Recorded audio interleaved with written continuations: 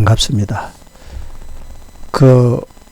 오늘은 종려주일이기 때문에 구약 성경 연속으로 읽어드리는 것을 중단하고 워낙 귀중한 이 종려주일을 그냥 넘어갈 수가 없어서 여러분과 같이 종려주일에 대한 성경 말씀을 읽어서 종려주일이라는 것이 무엇인지, 또 왜 그렇게 소중하고 대단한 사건인지를 이 시간 여러분에게 설명드리고 여러분과 제가 같이 피차간에 은혜받는 시간을 가지겠습니다. 오늘 성경 말씀의 제목이 성경에 나타나 있습니다. 예루살렘에 들어가시다 라는 오늘 말씀의 제목이 성경에 적혀져 있습니다. 오늘은 종려주일입니다. 종려주일은 언제인가 부활절 전 주일로서 저희 사랑의 교회도 오늘 성찬식이 코로나 때문에 몇 년간 못했는데 몇 년 만에 오늘 이루어졌습니다. 종려주일은 오늘 본문에 나오는 대로 예수님께서 예루살렘에 입성하실 때 온 국민이 그들의 마음, 그들의 생각이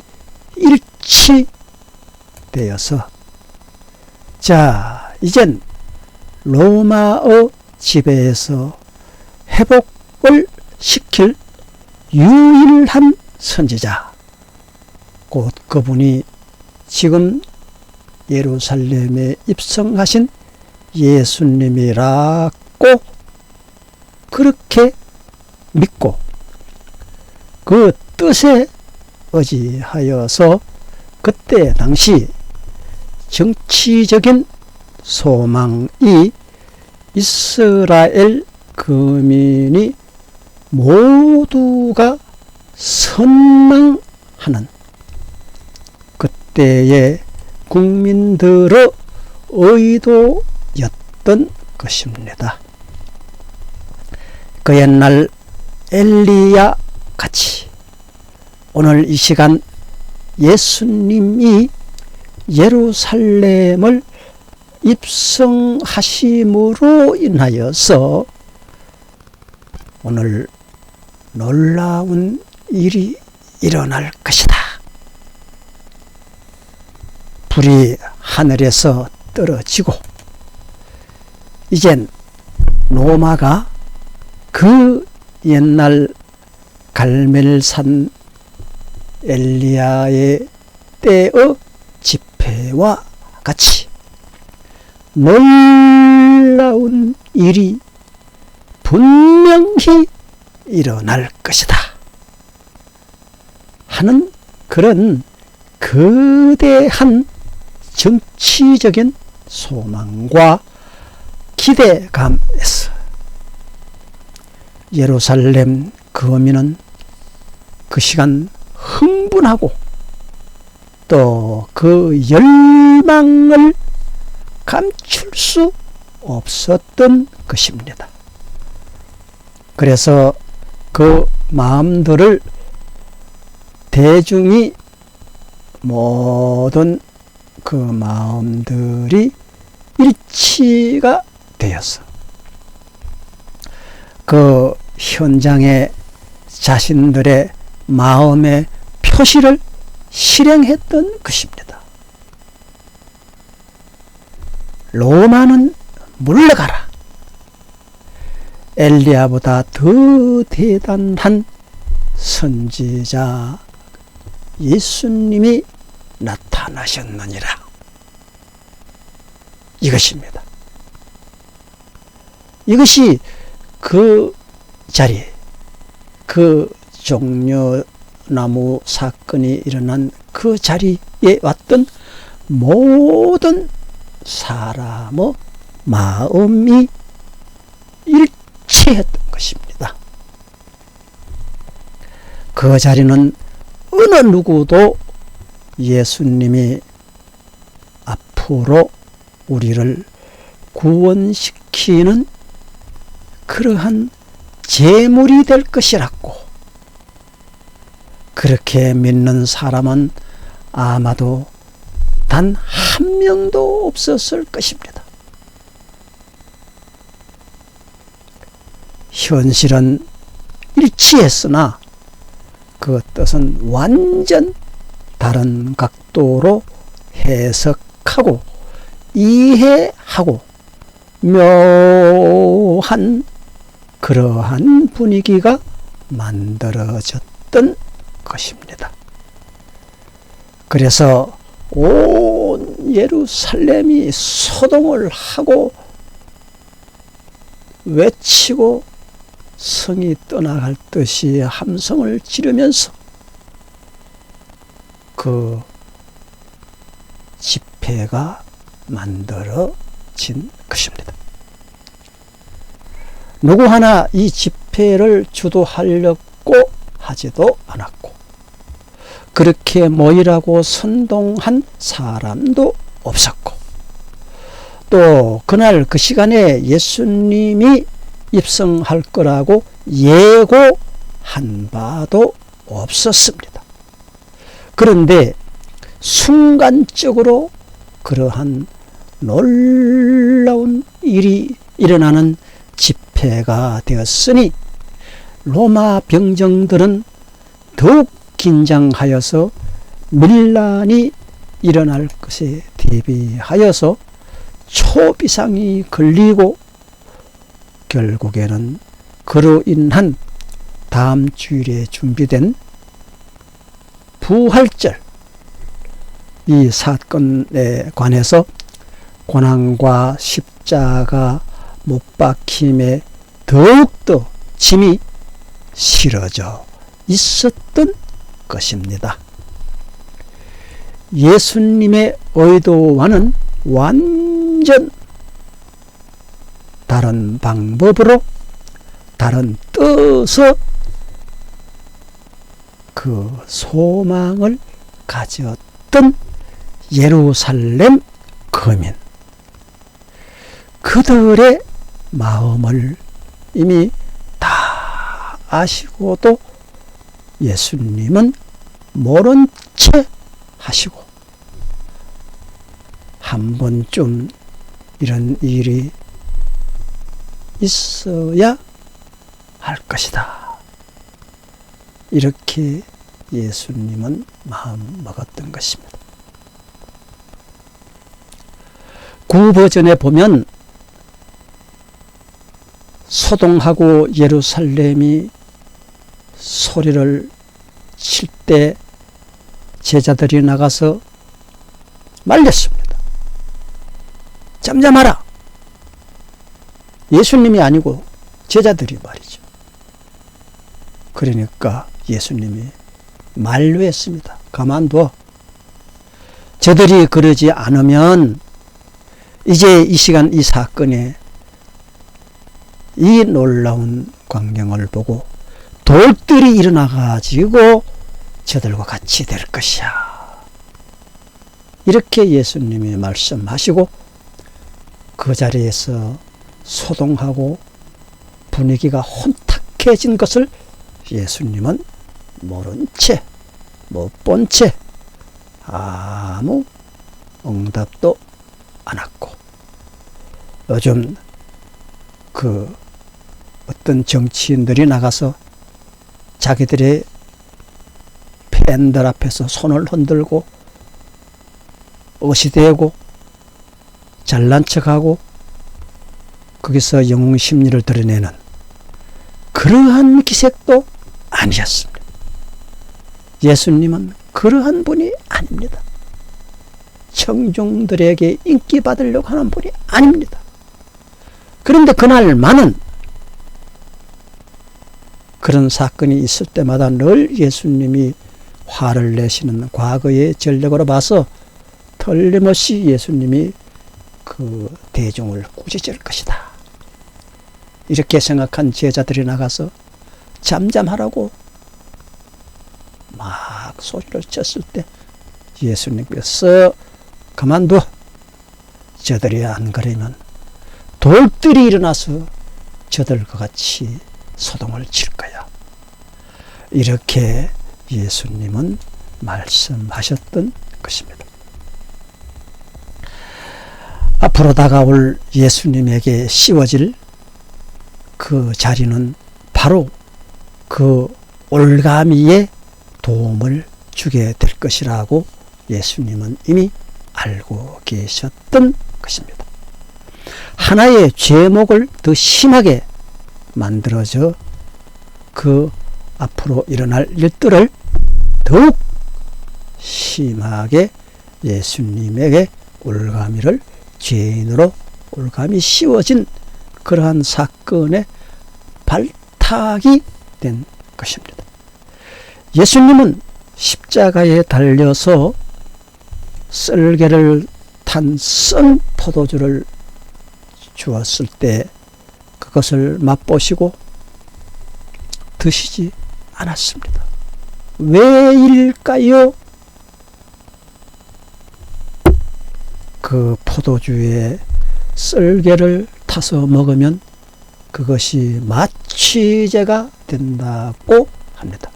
그래서 죄인들에게 그때 당시 고통을 좀 덜 겪으라고 죄인들에게 포도주에 썰개를 타서 먹이는 그러한 형틀의 법이 있었다고 합니다.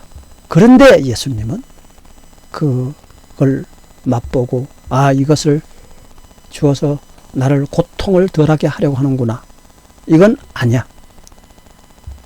나는 앞으로 우리 온 지구의 가족들이 나로 인해서 나보다 더한 죄인도 고통스러운 사람도 사건이 이러한 일들이 일어날 때마다 나를 생각하게 하려면 나는 그 어떤 사람보다도 더 큰 고통을 그대로 몸으로 받으면서 나는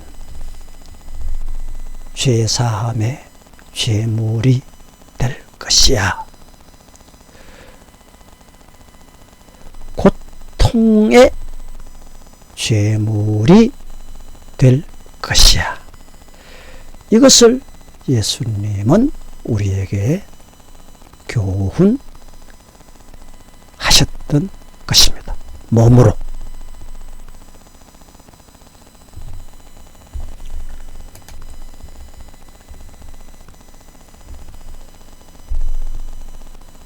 자신은 모든 고통을 그대로 겪어서 우리 죄를 사하는 일이 예수님이 자신 고통을 면하지 않고 우리가 그 피로 제사함 받을 때에 예수님의 피가 그 얼마나 값진 것인지를 우리로 하여금 깨닫게 하시려는 예수님의 뜻이었던 것입니다. 이제 오늘 본문을 보면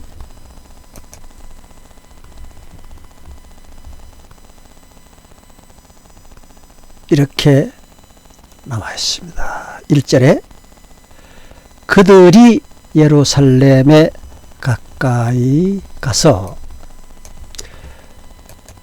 감람산 벳바게에 이르렀을 때에 예수님께서 두 제자를 보내시면서 이르시되 2절 너희는 맞은편 마을로 가라. 그리하면 곧 메인 나귀와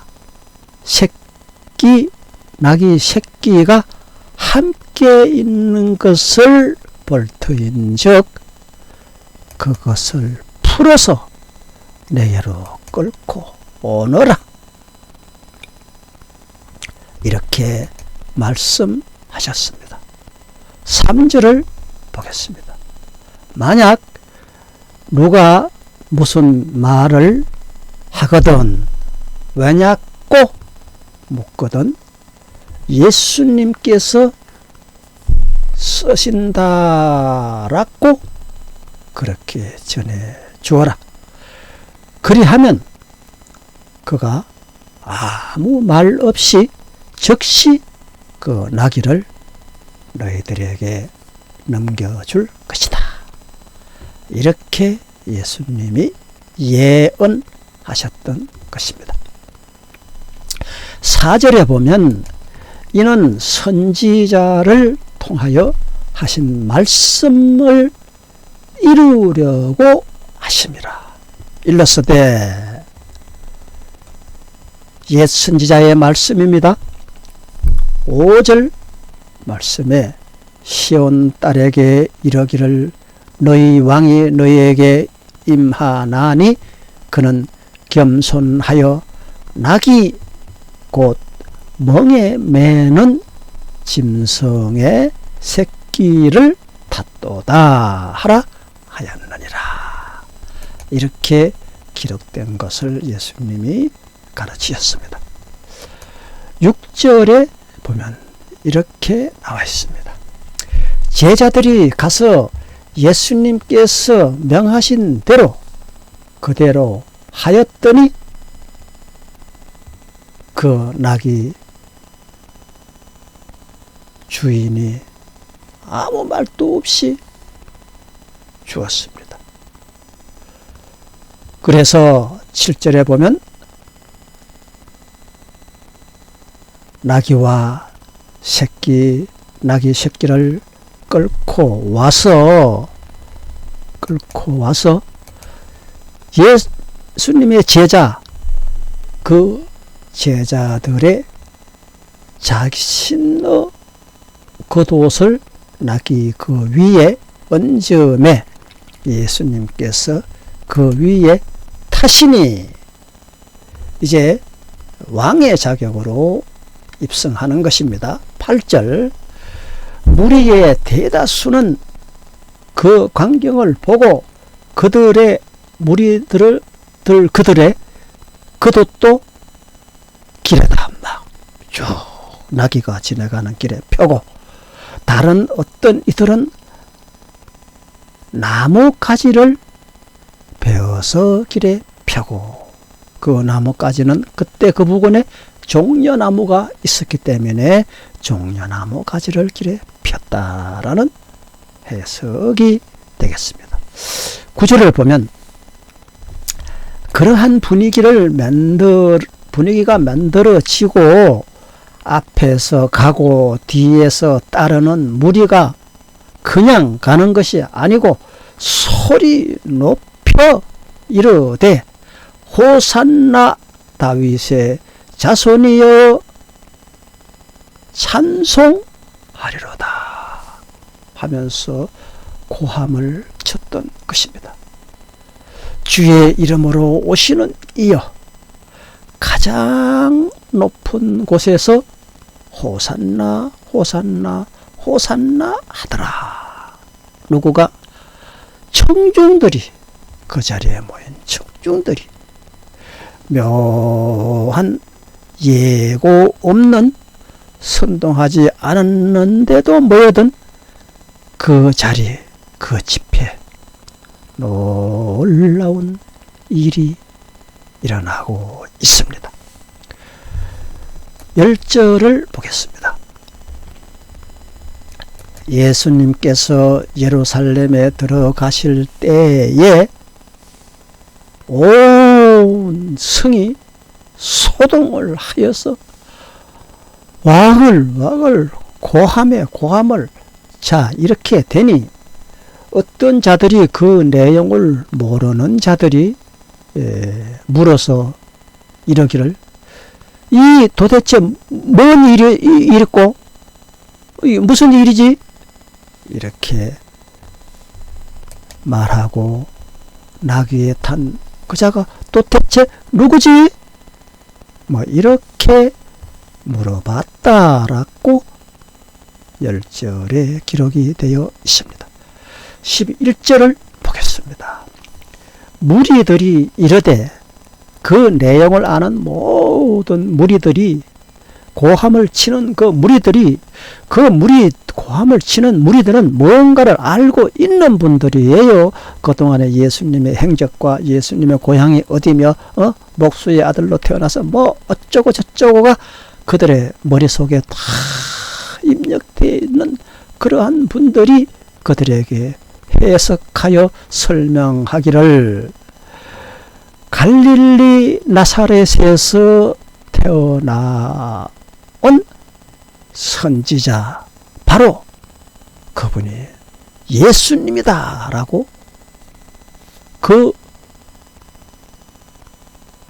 청중들, 호산나 호산나 하고 부르는 청중들이 그 내용을 모르는 사람들에게 설명을 했던 것입니다. 이제 여러분과 저는 이 호산나 호산나 그러한 사건이 있음으로 인해서 우리는 과거의 율법에 매여 있지 않고 예수님의 피로 우리의 제사함을 받고 누구든지 선민이 아닌 세계의 어떤 나라 사람이든지 예수님의 피, 그 보혈을 믿는 모든 사람은 구원을 받고 천국에를 갈 수 있다는 것. 이것은 정말 돈으로도 해결 안 되고 명예로도 해결 안 되고 오로지 예수님의 피로만 해결되었던 이 놀라운 이 사건, 이 얼마나 소중한 사건입니까? 이러한 사건으로 인해서 우리는 선민들 부근에도 갈 수 없었던 그러한 무자격자 신분이었던 우리도 이제 돌감람 나무를 싹둑 자르고 참감람 나무의 가지가 된 우리가 그 돌감람 나무의 뿌리에 접붙임을 하면 선민들과 똑같은 그런 구원을 받고 영원히 눈물과 질병과 고통과 근심과 걱정이 없는 나라, 그 하늘나라를 우리는 갈 수 있는 자격을 획득했다는, 이 천국을 갈 수 있는 자격증을 획득한 여러분들 축하드립니다. 천국을 갈 수 있는 열차의 차표를 획득한 여러분들을 축하드립니다. 여러분은 축하받을 권리가 있습니다. 축하받을 자격이 있습니다. 그런 거로 우리는 이제 과거의 죄인의 신분에서 그대로 있지 않고 선민 아닌 또 다른 각도의 접붙임받은 축복받은 선민이 된 것입니다. 이 세상에 사건이 많다 한들 이보다 더 큰 사건이 어디에 있으리요? 예수님께서 말씀을 하시기를 천하를 다 준다 한들 누가 자기의 목숨과 바꿀 사람이 있겠느냐? 이 천하를 다 주고도 살 수 없는 우리의 영원한 목숨을 살게 해주신 예수 그리스도의 보혈의 피를 이 시간 생각할 때, 오늘 또 성찬식에서 우리는 예수님의 표를 상징하는 그 잔을 마셨습니다. 그래서 저는 오늘부터 나이가 이제 1살입니다. 과거 때와 같은 그런 삶을 앞으로 살지 않을 것입니다. 이제는 주님 앞에 그 무엇을 달라고 구하는 그런 거지의 신세의 신자가 되지 않고, 우리는 이제 복의 근원이 되어서 모든 사람들에게 복을 주는 그러한 자격증을 받은 저와 여러분이 되었기로, 이제는 여러분들께서 그 자격증 가지고 맨날 질질 짜고 달랐고 이거 이제 수도. 이제는 주님 앞에 주의 사랑하는 백성을 위해서 내가 무엇을 드릴까요? 무엇을 드릴까요? 내가 가진 모든 소유물 중에서 주님을 위하여 무엇을 쓸까요? 이렇게 남에게 주는 자가 축복받은 자라는 것을 여러분과 저는 확신합니다.